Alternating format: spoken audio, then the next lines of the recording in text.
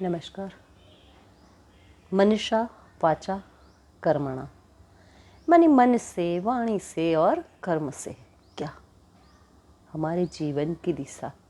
हाँ, ये सच है। हमारे जीवन की दिशा हमारे मन, वचन और कर्म से ही तय होती है। मन से सोच विचार, वाणी से दूसरों के प्रति हमारा व्यवहार और हमारे कर्म, ये तीन हैं जो हमारे जीवन की दिशा को निर्धारित करते हैं। कहने को तो ये कहा जाता है कि हर जीव खाली हाथ आता है, खाली हाथ जाता है। लौकिक दृष्टि से ये ठीक भी है, मगर आध्यात्मिक दृष्टि से, सूक्ष्म दृष्टि से देखा जाए तो न कोई खाली हाथ आता है, न कोई खाली हाथ जाता है। जीव अपने पिछले जन्म के कर्मों को प्रारब्ध के रूप में साथ लेकर आता है और इस जन्म के जोड़ घटाव के बाद जो कुछ बचता है वो बैलेंस अपने साथ लेकर जाता है। माने ये कर्म जीव के साथ जाते हैं और अगर अच्छे कर्म हैं इस जन्म के तो अगला जन्म भी सुंदर बन जाएगा, सुंदर मिल जाएगा। और अगर कर्म हमारे गलत हैं तो फिर पूछिए मत, क्योंकि जो किया है उसको भुगतना तो पड़ेगा, उसका हिसाब तो देना ही पड़ेगा। भागवत गीता में कहा है कर्मण्येवाधिकारस्ते मा फलेषु कदाचन। हमारा कर्म पर अधिकार है, उसके फल पर नहीं। और तुलसीदास जी ने भी मानस में ये गाया है कि कर्म प्रधान विश्व करी राखा, जो जस करहि सो तस फल चाखा। तो कर्म का फल तो मिलेगा ही मिलेगा, क्योंकि परमात्मा ने ये विश्व कर्म प्रधान बनाया है। मगर फिर ये कर्म बनते कैसे हैं? यहीं पर हम जड़ की बात करें तो वो जड़ है मन। हमारा मन हमारे सोच, हमारे विचार, हमारी वाणी सभी को प्रभावित करते हैं, आचरण को प्रभावित करते हैं, कर्म को प्रभावित करते हैं और ये कर्म हमारे जीवन की दिशा को प्रभावित करते हैं। तो जड़ में है मन, इस मन को साध लिया जाए तो बाकी सारी बातें सही हो सकती है। कहते हैं मन ही शत्रु मित्र भी मन है, इस पर आधारित जीवन है। सदा हुआ मन मनुष्य का सबसे बड़ा मित्र है, मगर उच्छृंखल और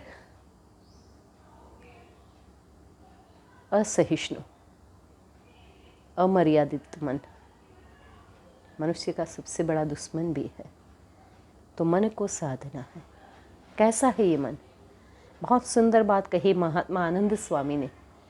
क्या कहते हैं पता है? वो कहते हैं मन कैसा है? बाजीगर का बांदरा ऐसा मन पहचान। कैसा है मन?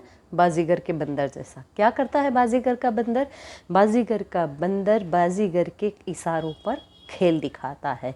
वो कहता है जाओ पानी भर के ले आओ, तो सर पे मटकी रख के ठुमुक ठुमुक ठुमुक करके जल भरने जाता है। वो कहता है तुम्हारी बीवी रूठ के चले गई है, जाओ मना के ले आओ, तो वो कंधे पे लकड़ी रख के पत्नी को मनाने भी जाता है। मगर वही बंदर जब खुल जाता है बंधन से तो क्या होता है? तो इसमें आगे आनंद स्वामी कहते हैं बाजीगर का बांदरा ऐसा मन पहचान, बांधे से सुख होत है, खुले तो आफत जान। जब तक वो बंधा है तब तक बाजीगर की हर बात को मानता है, मगर जिस पल वो खुल गया उस पल वो मुसीबत पैदा करता है, परेशानियों का सबब बनता है। और कुछ ऐसा ही हमारे मन के साथ भी है। हमारा मन भी बंधा हुआ है किसी विचार से, किसी कार्य से, अपने लक्ष्य के प्रति, तो ये कमाल कर देता है। पर अगर इसे कोई काम न दिया, खुला छोड़ दिया यूं ही, तो इससे बड़ा कोई शत्रु नहीं, क्योंकि मन कभी खाली नहीं रहता। हाँ, एक बात सच्ची, बिल्कुल सचोट कहती हूँ, मन कभी खाली नहीं रहता। अगर हमने काम नहीं दिया तो वो बिना काम के उठापटक करेगा, चैन से बैठेगा नहीं ना, आपको बैठने देगा भी नहीं। इसीलिए कहते हैं खाली दिमाग शैतान की कोठरी, इसको खाली मत छोड़िए। एक महात्मा जी ने एक जिन को साध लिया, सोचा आश्रम में बहुत सारा काम है, जिन रहेगा सारा काम कर देगा और मैं आराम से अपनी साधना करूँगा। मगर हुआ यूँ कि जिन ने तो चुटकियों में सारा काम खत्म कर दिया। अब बोलता है काम दो। महात्मा जी सोच में पड़ गए, जो काम बताया वही तुरंत। अब महात्मा जी सोच में पड़ गए, कोई काम नहीं दिख रहा है और जिन बोलता है काम दो नहीं तो मैं तुम्हें ही खाऊंगा। परेशान हो गए महात्मा जी, क्या करें। जिन को बोलते हैं तू कुछ पल मेरे को समय दे, मैं सोच के बताता हूँ क्या काम दे सकता हूँ तेरे को। और जिन कुछ पल सामने बैठकर देखने लगा, महात्मा जी सोच रहे हैं, एक विचार आया। आश्रम में एक बहुत बड़ा सा खंभा पड़ा था। जिन को बुलाया, बोला इस खंभे को गाड़ दे, खड़ा कर दे यहाँ। जिन ने चुटकियों में ये काम भी कर लिया, मगर जैसे ही ये काम ख़त्म करके आया, बोले अब क्या करना है बोलो। तो महात्मा जी उसको बोलते हैं, अब जब तक तुम्हें दोबारा मैं न बुलाऊं तब तक तुम्हें एक काम करना है, इस खंभे पर ऊपर चढ़ना है, नीचे उतरना है, फिर ऊपर चढ़ना है, फिर नीचे उतरना है। जब मुझे ज़रूरत होगी तो बुला लूँगा, तब तक तुम ये काम करोगे। जिन उस काम में व्यस्त हो गया तो महात्मा की जान बच गई। ये मन रूपी जिन को भी कोई काम नहीं दिया तो ये हमें जीने नहीं देगा। कोई काम उसको दीजिए, मगर ये काम होना कैसे चाहिए? ये काम ऐसा होना चाहिए कि मन जो सोचता है, जो चाहता है, उसकी पूर्ति के लिए ये जीवन चलता है। अगर मन की चाह सही हो तो हमारे कदम भी सही दिशा में चलेंगे। अगर मन की सोच सही है तो हमारी वाणी भी अच्छी बनेगी। किसी के बारे में मन में अगर दुर्भावना पाल के रखी है तो चाहकर भी उसके लिए मीठी बात मुंह से नहीं निकलेगी। ये हकीकत है। इसलिए मन को बांध के रखिए, उसको समझाइए कि दूसरों के प्रति मन में गलत भावना ना आए। क्योंकि मन के बाद अगर दूसरी कोई चीज़ है जो प्रभावित करती है जीवन को, तो वो वाणी है। कहते हैं मन और पानी के दोनों का स्वभाव एक जैसा है। पानी भी अगर गिर गया, खुला छोड़ दिया तो ढलान की दिशा में बहेगा। मन को भी बिना काम के खुला छोड़ दिया तो वो हमेशा गलत दिशा में जाएगा, क्योंकि वहाँ उसको मेहनत नहीं करना है, वहाँ उसको मस्ती मिलती है, गलगलिया होता है। और गुदगुदी गलगलिया जहाँ मिलता है ना, वहाँ मन जाना ज़रूर चाहता है। तो ऐसी स्थिति में मन तो हमेशा गलत दिशा में, ढलान जहाँ मिलेगी वहाँ जाएगा। मगर जैसे पानी को ऊपर चढ़ाने के लिए यंत्र चाहिए, उसी तरीके से मन को साधने के लिए मंत्र चाहिए। जीवन को, लक्ष्य को हासिल करने वाला कोई एक मंत्र मन के लिए दीजिए। और मन से बनेगा वाणी।